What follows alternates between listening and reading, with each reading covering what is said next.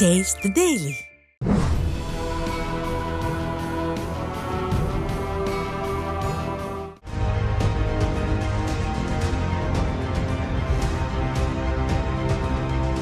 December 4ஆம் தேதி தொடங்கி நடந்து கொண்டிருக்கிறது நாடாளுமன்ற குளிர்கால கூட்டத்தொடர். இந்த நாடாளுமன்ற குளிர்கால கூட்டத்தொடரை சுமூகமாக நடத்த அனைத்து கட்சி கூட்டம் எல்லாம் நடந்தது. ஏன் இந்த கூட்டத்தொடரை சுமூகமாக நடத்த மத்திய பாஜக அரசு இவ்வளவு மெனக்கெட்டது?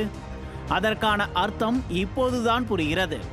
அந்த அளவுக்கு பஞ்சாயத்துக்களை கூட்டி வைத்திருக்கிறது என்பதுதான் உண்மை காரணம்.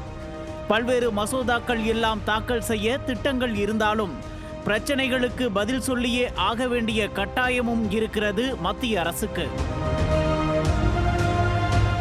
இது ஒருபுறம் இருக்க, தமிழ்நாட்டில் இருந்து 39 பேரை எம்பிக்களாக டெல்லிக்கு அனுப்பி வைத்திருக்கிறோமே, அவர்கள் என்ன செய்து கொண்டிருக்கிறார்கள் என்பதுதான் தமிழ்நாட்டு மக்களுக்கு இருக்கும் பெருங்கேள்வியே. தமிழ்நாட்டிற்கு தர வேண்டிய நிதியை மத்திய அரசு தரவில்லை என்று மேடைக்கு மேடை முழங்கிக் கொண்டிருக்கும் திமுகவினர் அந்த நிதியை எங்கு யாரிடம் கேட்க வேண்டும், அதை கேட்கத்தானே அவர்களை எம்பி ஆக்கி நாடாளுமன்றத்திற்கு அனுப்பி வைத்திருக்கிறோம். அவர்கள் அதை கேட்டார்களா? நீட் தேர்வு என்று பேசியே ஏமாற்றி ஆட்சிக்கு வந்து 3 ஆண்டுகள் முடிந்துவிட்டன. இன்னமும் ரகசியத்தை சொல்லாமல் ஏமாற்றிக் கொண்டிருக்கும் திமுகவினர் இந்த நாடாளுமன்ற கூட்டத்தொடரிலாவது நீட்டை ஒழிக்க ஏதாவது செய்தார்களா? நாடாளுமன்றத்தில் வாய் திறக்கிறார்களா? மணிப்பூர் வன்முறை சம்பவம், லஞ்ச வழக்கில் கௌதம் அதானிக்கு அமெரிக்க நீதிமன்றம் பிடிவாரண்ட் பிறப்பித்திருப்பது உள்ளிட்ட விவகாரங்களை முன்னிறுத்தி நாடாளுமன்றத்தில் கூச்சல் போட்டு குரல் எழுப்பிக் கொண்டிருக்கின்றன எதிர்க்கட்சிகள். அவர்களோடு திமுகவும் சேர்ந்து கொண்டு கூட்டத்தோடு கோவிந்தா போடும் வேலையை தான் செய்து கொண்டிருக்கிறது. ஆனால் ஆக்கப்பூர்வமாக என்ன செய்திருக்கிறது திமுக என்று கேட்டால் அதெல்லாம் ஒண்ணுமே இல்லைங்க என்பதுதான் பதில்.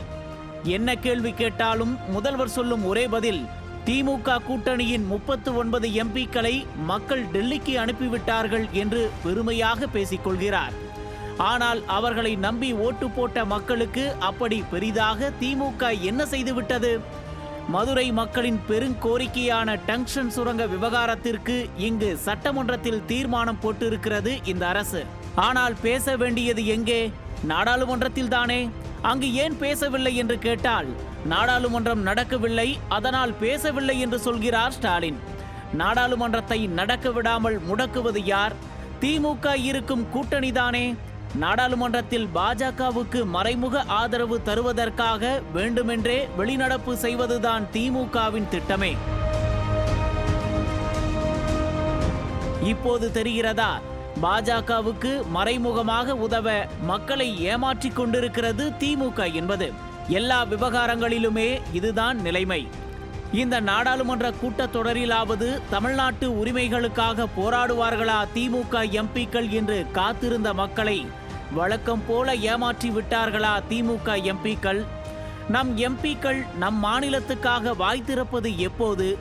மக்கள் பிரச்சனைகளை பற்றி பேசாமல் நாடாளுமன்றத்தில் அப்படி என்னதான் செய்து கொண்டிருக்கிறார்கள் தமிழ்நாட்டு எம்பிக்கள் என்ற கேள்வியோடே காத்திருக்கிறார்கள் நம் தமிழ்நாட்டு மக்கள். நியூஸ் ஜே செய்திகளுக்காக இணை ஆசிரியர் மனோஜ்குமார் கோபாலன்.